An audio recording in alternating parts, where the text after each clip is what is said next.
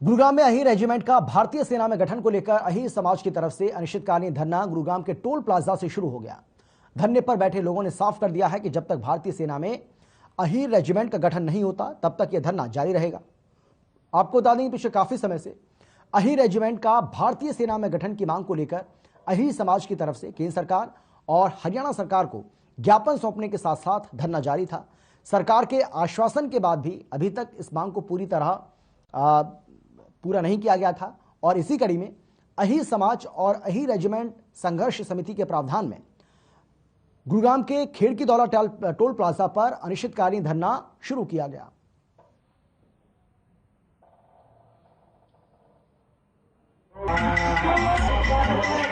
तो पता है 4 तारीख को आज यहाँ पर खेड़की दौला की इस धरातल पर नौजवानों के अंदर हमने जैसे पहले बताया था कि आने वाले समय में आपको दिखाई देगा नौजवानों के अंदर कितना रोष है और ये मीडिया बंधुओं के माध्यम से आप लोग देख भी पा रहे हैं।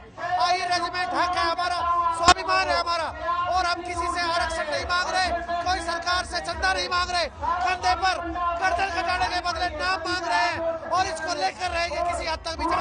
रेजिमेंट बनी है, कमाऊ रेजिमेंट बनी हुई है और दुनिया भर की रेजिमेंट बनी हुई है, हमारी अहीर रेजिमेंट क्यों नहीं है? और साथ हमारे सबसे ज्यादा हमारे लोगों की गई है, बलिदान हमारे लोगों ने दिया है। हम 2018 से उठा रहे हैं, यही 2018 में ही हमने मांग करी थी शुरुआत और उसी दिन से हमारा रेगुलर धरना प्रदर्शन गांव-गांव जा रहे हैं, घूम रहे हैं। 70 साल पुरानी मांग है कि अहीर रेजिमेंट को बनाओ, गठन करो, क्योंकि हमारे लोग शहीद तो हो जाते हैं मगर शहादत पूरी नहीं मिल रही। हमारे साथ मनोज जी हमसे बात करने की कोशिश करेंगे कि आखिर ये धरना स्थल जो बनाया गया है कब तक यहाँ लोगों का जमावड़ा रहेगा, कब तक अपनी मांगों को लेकर लोग यहाँ आते रहेंगे और ये मांग कितनी पुरानी है और उसके अलावा कौन कौन सी मांग है। मनोज जी स्वागत। धन्यवाद। ये जो धरना अपना है ये हमारा धरना अनिश्चितकालीन धरना है और इस बार समाज ने फैसला लिया है कि जब तक ये मांग नहीं मानी जाएगी ये धरना तब तक जारी रहेगा और इस मांग को लेके हम पूरे देश में जाने का काम करेंगे। और सबसे बड़ी बात, हमारी इस मांग को 36 बिरादरी का समर्थन प्राप्त है और 36 बिरादरी के मांग है और 36 बिरादरी हमारे इस धरने में सहयोग कर रही है।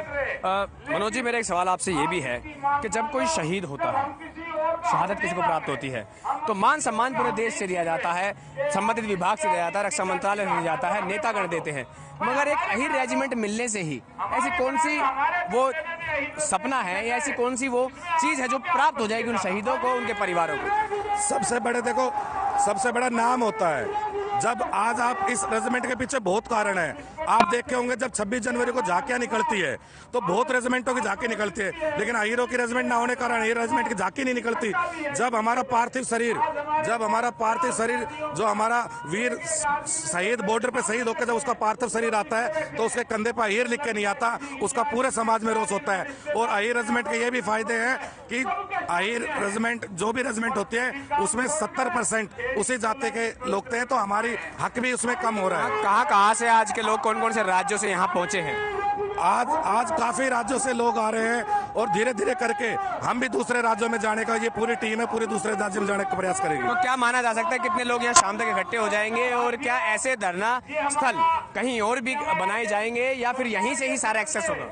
ये हजारों की तादाद में आज लोग आ रहे हैं और अभी ये हमारा यहाँ से शुरुआत है। हम अभी धीरे धीरे करके सभी जगह जाएंगे और सभी जगह कोशिश होगी तो यदि दूसरे प्रदेशों में धरने लगेंगे या फिर उनको यहाँ बुलाना का काम करेंगे, लेकिन निश्चित रूप से इस बार अहीरों ने ठाना है और पूरे 36 बिरादरी के समर्थन से इस बार हम ये मांग को पूरी सरकार से मान लेके रहेंगे। तो ये हमारे साथ मनोज जी ने साफ तौर पर बताया कि जो यहाँ संयोजक के तौर पर हैं, उन्होंने साफ तौर पर बताया कि इनकी मांगों को नहीं माना जाता है तो इसी तरीके से इस धरना स्थल पर जो है लोग आते रहेंगे, अपनी मांगों को करते रहेंगे और ये जब तक नहीं हटेंगे जब तक इनकी मांगों को नहीं माना जाता है। विश्व कैंसर दिवस पर डॉक्टर्स ने लोगों को जागरूक करने का काम किया। वहीं नारायण अस्पताल की कैंसर रोग स्पेशलिस्ट डॉक्टर इंदु बंसल का कहना है कि देश में कैंसर के मरीजों की संख्या लगातार बढ़ रही है, जो कि चिंता का विषय है। साथ ही कहा कि लोगों को जागरूक करके ही इस बीमारी को मात दे सकते हैं। और क्या कुछ कहा, आप खुद सुनिए। आज वर्ल्ड कैंसर डे है और इस दिन के उपलक्ष्य पर मैं सभी लोगों को यह कहना चाहती हूँ कि कैंसर इतनी भयावह बीमारी नहीं है जितना हम इसको समझते हैं।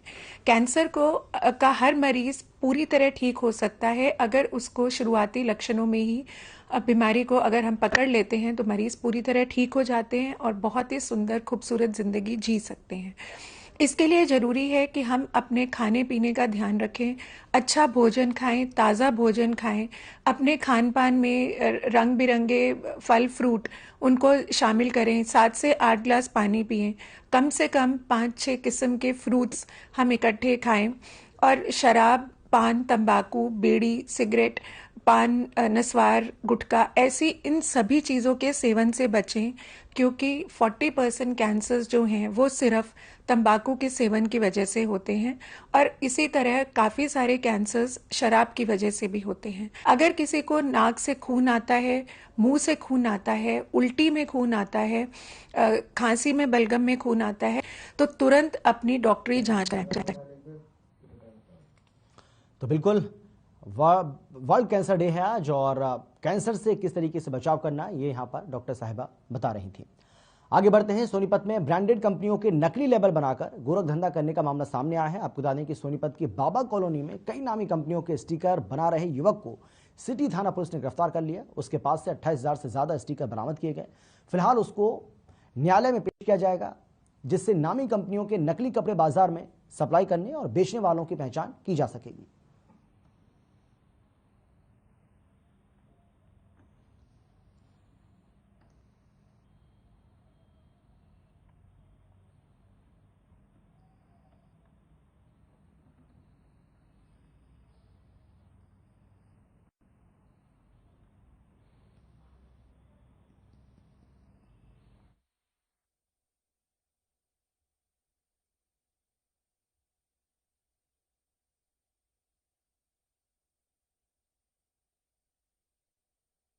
इन कंपनियों के लेबल यहां पर बनाए जा रहे थे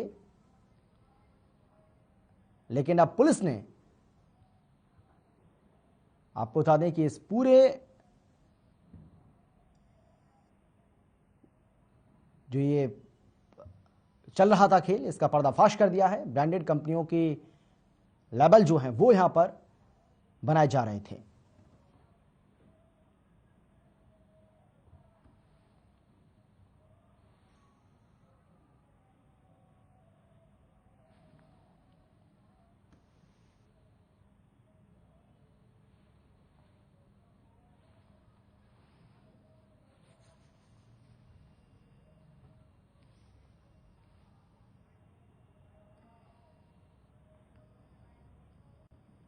जी, हमें सूचना मिली थी कि खान लेबल्स के नाम से बाबा कॉलोनी में कोई अलग अलग कंपनियों के नकली लेबल्स बना रहे हैं।